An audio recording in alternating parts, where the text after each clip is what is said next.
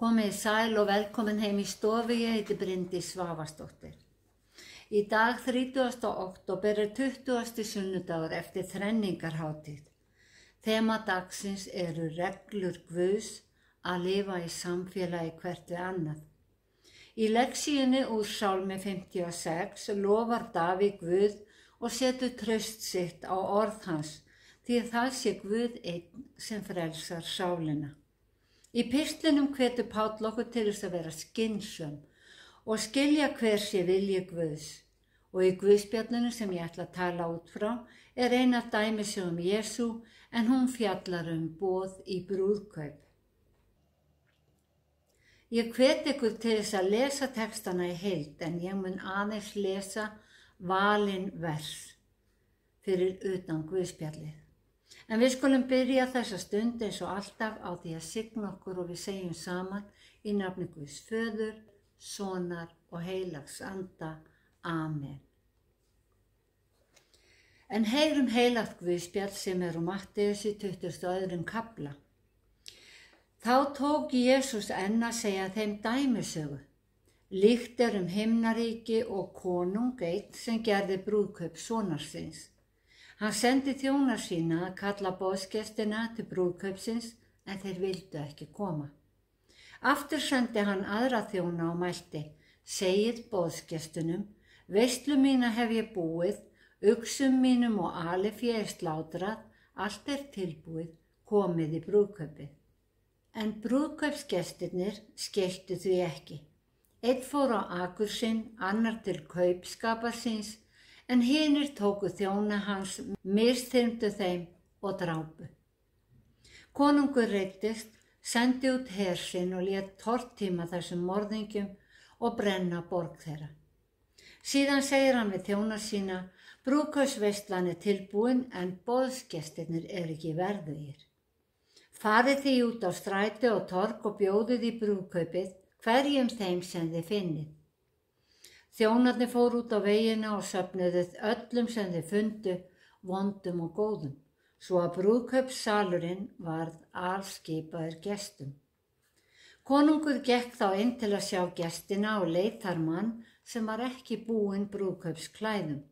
Hann segir við hann, vinur, hvernig ert þú hingað kominn og ert ekki í brúðkaupsklæðum? Maðurinn gat engu svarað. Konungurinn sagði þá við þjóna sína, bindið hann á höndum og fótum og varpið honum í ystu myrkur. Þar verður grátur og gnistran tanna því að margir eru kallaðir en fáir útvaldir. Þannig hljóðar hið heilaga Guðspjall. Þemað í dag er reglur Guðs að lifa í samfélagi hvert við annað. Öll samfélög, bæði samfélög manna og dýra, hafa reglur. Og sumar af reglum okkar mannana hafa orðið að skjalfestum lögum og hafa viðurlög ef að þau eru brotin. Það er áhugavert til umhugsunar fyrir okkur öll hvað við mennirnir getum verið afskiptalaus gagnvart sumum brotum. Sérstaklega ef þau snert okkur ekki beint eða okkar nánustu. Óréttlæti, kúgun eða útskúfun viðgengst oft og einatt vegna þess að við horfum fram hjá því. Fallega orðið yfir þetta fyrirbæri er orðið mismunun. Það er að segja að það fá ekki allir sömu meðferð og stuðning hjá okkur.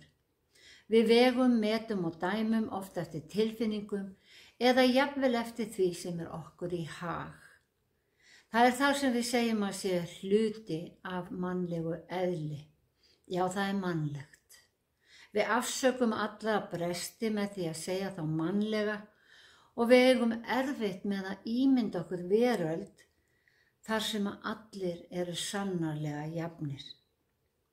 Allir elska hvern annan og allir lifa í sátt og samlyndi. En þannig er lýsingin á ríki Guðs. Fyrir Jesú eru allir jafnir. Hann elskar okkur öll jafn mikið, vill taka við okkur öllum, hann dó fyrir okkur öll, hann gaf okkur öllum sömu gjöfina. En hann gaf okkur líka frelsi til að velja. Þess vegna vilja ekki allir þiggja þessa gjöf. Í gegnum allar dæmisögur Jesú má lesa að Jesús Kristur í gær og í dag hins sami og aldir. Og hjá Guði verður engin mismunun. Við verðum ekki dæmd eftir dagsformi, tilfinningum eða geðþótta, heldur af sanngirni eftir hans fyrirframsettu kröfu trú á son hans Jesú Krist. Því að ríki Guðs á himnum verður samfélag kristinna. Sagan brúðkaupið útskýrir þetta val.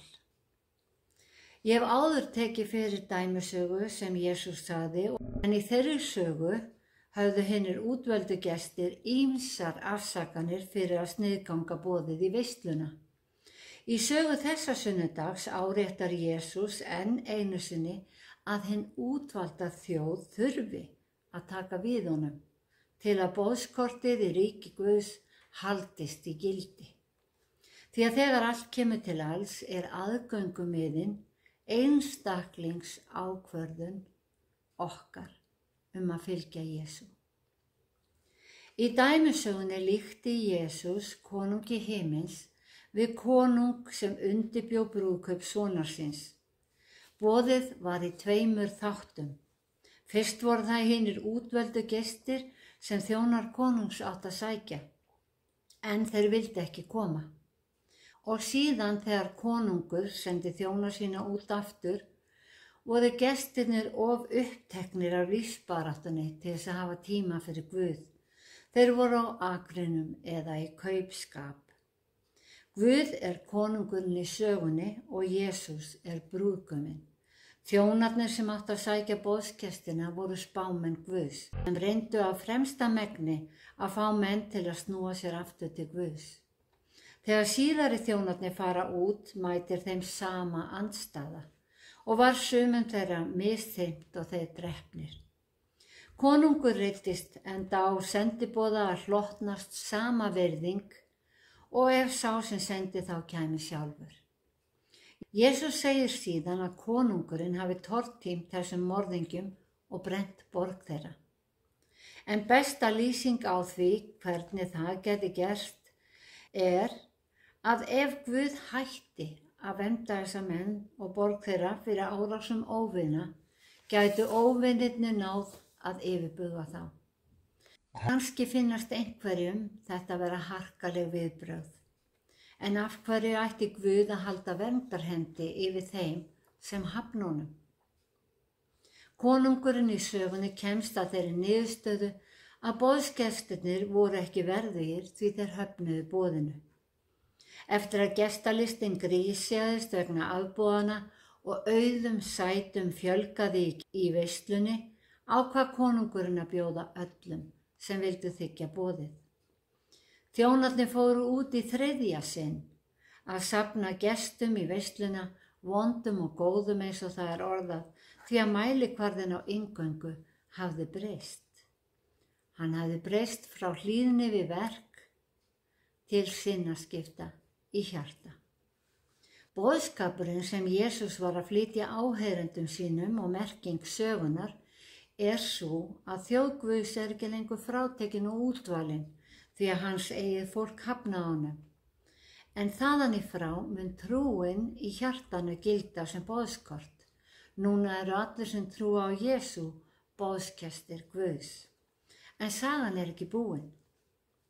Veislan haldin og konungur sér þar einn mann sem ekki í brúðkaupsklæðum. Og þegar hann spurður veru sína gat hann ekki svarað, því hann þekkti ekki Guð og þekkti ekki ríki Guðs. Brúðkaupsklæðin sem hann hafði ekki hin skínandi björtu dýrðarklæði hins trúaða manns. Við höfum frásögn í Nýja testamentinu af þessum dýrðarklæðum. Það þegar Jakob og Jóhannes voru með Jesú á Olíufjallinu, en í Matteusi segir, þar myndaðist Jesús fyrir augum þeirra, ásjóna hans skein eins og sól og klæði hans urðu björt eins og ljós. Og í einni af dæmisögum sínum kallar Jesús þessi klæði brúðkaupsklæði. Jesús var í Guðs mynd líkur Guði, sagði Páll postuli. Sköpunarsagan segir að Guð hafi skapað Adam og Evu í sinni mynd. Þau voru upphaflega í dýrðarklæðum en þegar þau synguðu stóðu þau allt í einu nakin. Þau misstu Guðsmyndina, misstu hina himnesku ásýnd og urðu venjulegir menn. Og í sinni jarðnesku veru lagði Jesús sig. Hann tók af sér dýrðarklæðin og gerðist maður. Og þegar við mætum í ríki Guðs munu við eins og aðrir á himnum verða klædd í dýrðarklæði himins. Ríki Guðs verður samfélag trúaðra á Krist og vegna þess að okkur er gefin val verður enginn neyddur til að vera þar. Gesturinn sem var ekki í brúðkaupsklæðum átti ekki sæti við veisluborðið.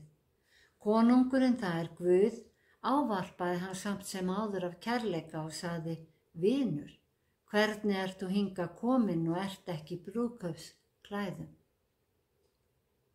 Hann gat engu svarað og var kastað út í ystu myrkur, því Jesús er ljós heimsins og andstæðurnar ljós og myrkur merkja val okkar og við veljum ljósið. Jesús endar söguna á því að margir eru kallaðir en fáir útvaldir. Við erum öll kölluð til Guðs ríkis en aðeins þeir sem svara kallinu eru útvaldir.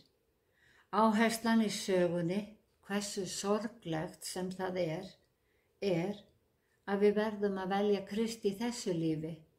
Eftir dauðan er það of seint, eins og það var of seint fyrir mannin sem hafði ekki brúðkaupsklæðin.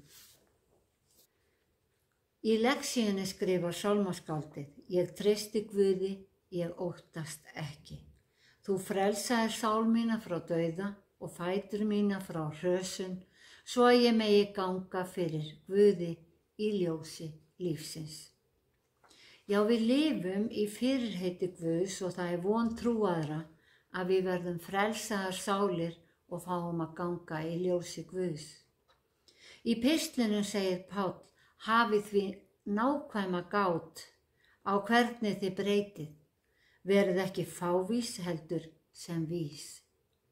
Notið hverja stund því að dagarnir eru vondir. Verið því ekki óskynsöm heldur reynið að skilja hver sé vilji Drottins.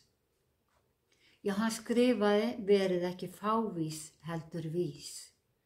Við þurfum að vega og meta orð Guðs, finna kjarnan, aðalatriðið, svo við gleymum okkur ekki eða hengjum okkur ekki á einhver smáatriði sem taka alla athygli okkar frá því sem er mikilvægast, sem er að rækta trúna.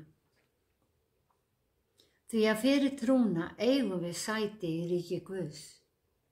Pétur postuli skrifar: Ekki er Drottinn seinn á sér með fyrirheitið, heldur er hann langlyndur við ykkur, þar hann vill ekki að neinn glatist, heldur að allir komist til iðrunar. Þema þessa sunnudags er reglur Guðs að lifa í samfélagi hvert við annað. Guð opinberaði heiminum boðorð sín í gegnum Móse og menn frelsuðust fyrir hlýðni við verk.